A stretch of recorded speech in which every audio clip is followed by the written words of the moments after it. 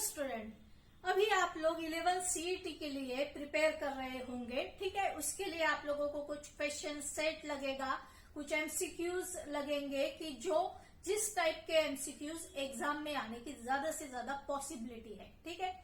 इसलिए आप लोगों का स्टडी भी बहुत डीप होना चाहिए। जितने भी चैप्टर्स है साइंस के, अच्छे से रीड करो। हर एक वर्ड का मीनिंग आप लोगों को पता रहना जरूरी है। इसमें से एक चैप्टर मैंने स्पेस मिशन चूज किया है अभी। इसके ऊपर बेस्ड जो MCQs है, जिस टाइप के MCQs एग्जाम में आ सकते, उसकी हम लोग प्रैक्टिस करेंगे। So let us see the first MCQ। IRS satellite series is working for. IRS ये सैटेलाइट का नेम दिया गया है।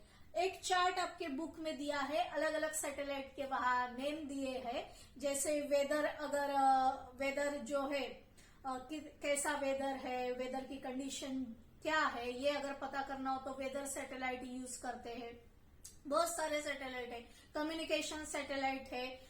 वर्ल्ड के अलग अलग पार्ट्स में अगर कम्युनिकेशन करना है तो उसके लिए कम्युनिकेशन सैटेलाइट यूज करते हैं। तो हर एक सैटेलाइट का यूज आप लोगों को पता रहना जरूरी है।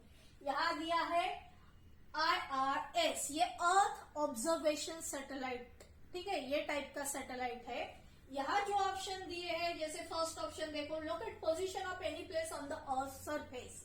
इसके लिए कौन सा सैटेलाइट यूज करते हैं? Navigational satellite. वो आप लोगों को पता रहना जरूरी है।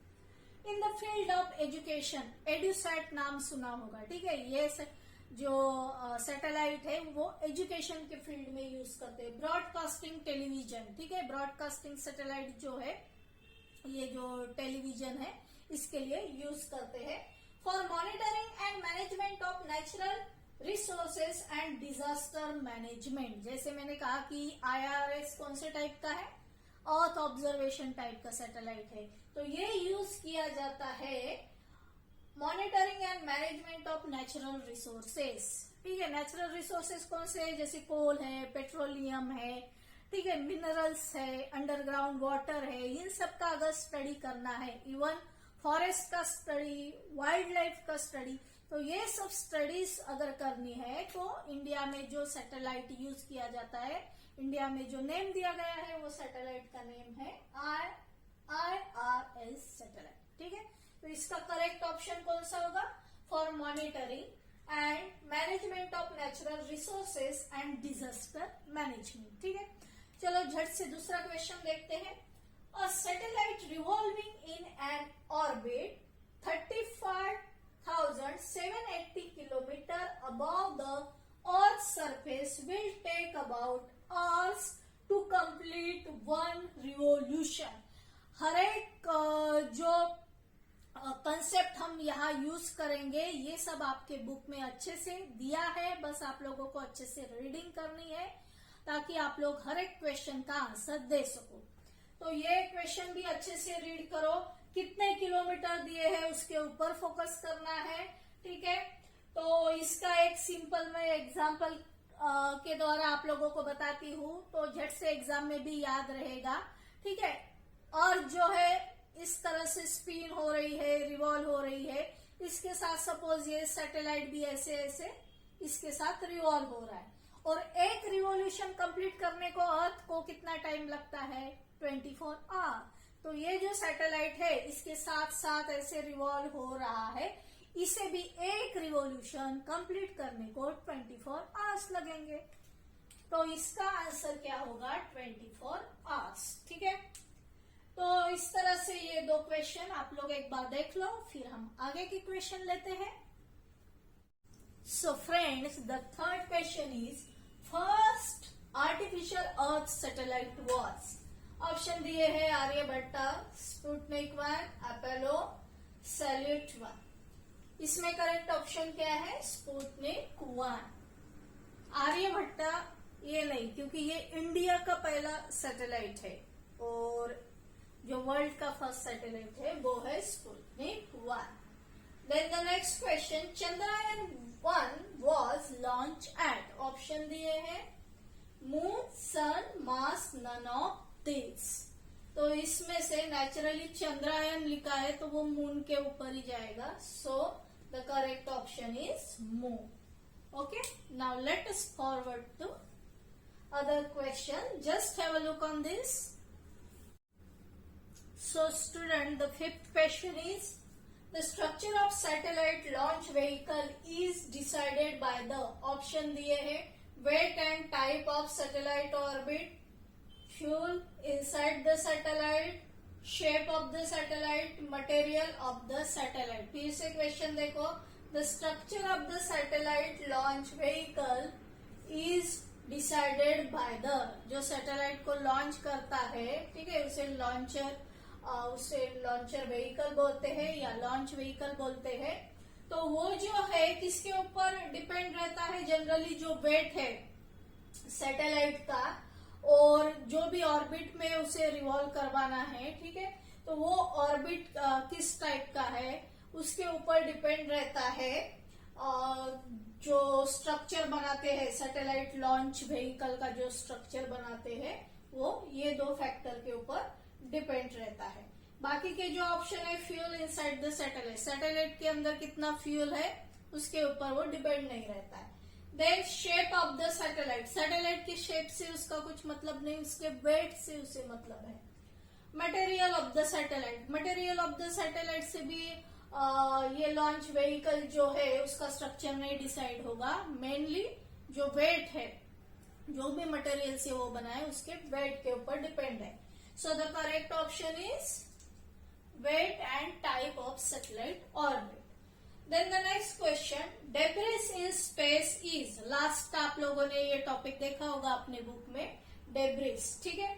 इन जनरल डेब्रिस जैसे ही बोलते हैं वैसे माइंड में आता है कि हाँ ये अनवांटेड मटेरियल जो भी प्रेजेंट है, ठीक है, जो भी कचरा आप लोग सिंपल लैंग्वेज में बोलो उसे डेब्रिस कहेंगे. तो बहुत ही सिंपल क्वेश्चन है. New satellite in space, space में कोई न्यू सैटेलाइट लॉन्च किया उसे हम डेब्रिस नहीं बोलेंगे. Number of satellites in space, ठीक है, ये भी इसका मीनिंग नहीं है. Parts of satellite, parts of satellite, और नेक्स्ट ऑप्शन भी पढ़ लो, non functional satellite. Parts of satellite को हम डेब्रिस नहीं बोलेंगे, लेकिन अगर नॉन फंक्शनल जो पार्ट्स है, जो सैटेलाइट खराब हो गए हैं उनके कुछ पार्ट्स है, या लॉन्चर व्हीकल जो है उनके कुछ डिटैच पार्ट्स है, ठीक है, जब भी लॉन्च करते हैं व्हीकल तो जो लॉन्चर रहता है उसके जो डिटैच पार्ट्स है वो सब आएगा डेब्रिस में, जिसकी वजह से जो स्पेस में ये सब जो कचरा है वो फैलता जा रहा है. और अगर न्यू सैटेलाइट अगर लॉन्च करता है तो न्यू सैटेलाइट उसके साथ कोलाइड होने के चांसेस ज्यादा है. तो ये जो डेब्रिस है ये स्पेस का कम करना चाहिए, और उसके ऊपर रिसर्च भी शुरू है कि किस तरह से ये कम किया जाएगा, ठीक है. तो ये हो गए हमारे 6 क्वेश्चन. अभी और क्वेश्चन देखेंगे. Just have a look on this. So friends, the 7th question is, to every action there is equal and opposite reaction principle is used in launching of satellite, to change orbit of satellite, Newton's first law of motion, to calculate escape velocity. बहुत सोच के इसका answer लिखना है. एक तो answer जो है वो लॉन्चिंग ऑफ सैटेलाइट, ये इसका आंसर है. यहाँ जो है बुक में आप लोगों ने पढ़ा होगा कि Newton's third law of motion के ऊपर ये बेस है. तो Newton's third law of motion ये जो है ये वर्ड्स में उन लोगों ने नहीं लिखा है, उन लोगों ने डायरेक्ट लॉ का स्टेटमेंट लिखा है.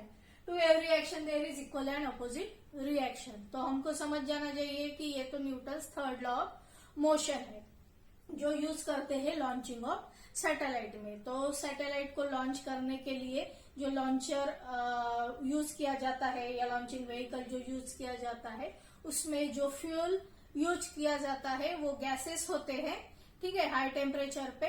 तो वो जो गैसेस है उससे जो है सैटेलाइट जो है वो लॉन्च होता है, मतलब उससे जो एनर्जी मिलती है उससे वो सैटेलाइट लॉन्च होता है. मतलब एक एक्शन की तो उसकी अपोजिट रिएक्शन क्या है कि हमारा सैटेलाइट वो पर्टिकुलर हाइट पे ऊपर चला जाता है, ठीक है.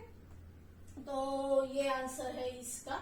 बाकी के सब ऑप्शन जो है वो इनकरेक्ट है. ये थर्ड लॉ है, ये कोई फर्स्ट लॉ नहीं है. एस्केप वेलोसिटी से इसका कुछ रिलेशन नहीं है, ठीक है. तो next 8th question, satellite launch centres are located at. ठीक है, ये सब नेम देख के आप लोगों को पता चलेगा कि ये सब मतलब इंडिया में ही के जो सेंटर्स है उसमें ही उसके ही नेम्स यहाँ दिए है, जैसे थुम्बा है, श्रीहरिकोटा है, चांदीपुर है। तो ये तीनों भी जो सेंटर्स है सैटेलाइट लॉन्च सेंटर, ये इंडिया में प्रेजेंट है। तो ऑल ऑफ द अबव ये होगा इसका आंसर। ठीक है, just have a look on this. फिर लास्ट के 2 क्वेश्चन हम लोग ले लेंगे। Friends, the 9th question is, what is the name of NASA's most famous space telescope? The options are refractor telescope, catadioptric, Newtonian telescope, Hubble space telescope। ये नाम अच्छे से याद रखें। ठीक है, सो जो नासा का फेमस स्पेस टेलीस्कोप है उसका नेम है Hubble space telescope. This is the correct option. Next, in how much time does moonlight reach the earth? Option दिए हैं। ठीक है, मून का लाइट अर्थ पे कितने सेकंड में आता है। तो ये इन जनरल क्वेश्चन है। ठीक है, बुक में इसके बारे में दिया भी नहीं होगा, लेकिन फिर भी कुछ जनरल नॉलेज भी आप लोगों को चाहिए अगर आप सीयूटी के एग्जाम दे रहे हो तो। ठीक है, बाहर से कुछ आएगा नहीं, लेकिन अप टू सर्टेन % कुछ नॉलेज आप लोगों के पास होना जरूरी है। सो 1.3 second is the correct answer. ठीक है, सो इस तरह से आप लोगों को पढ़ाई करनी होगी। And I hope you understood all this questions and answer, and best luck for your exam, and thanks for watching this video.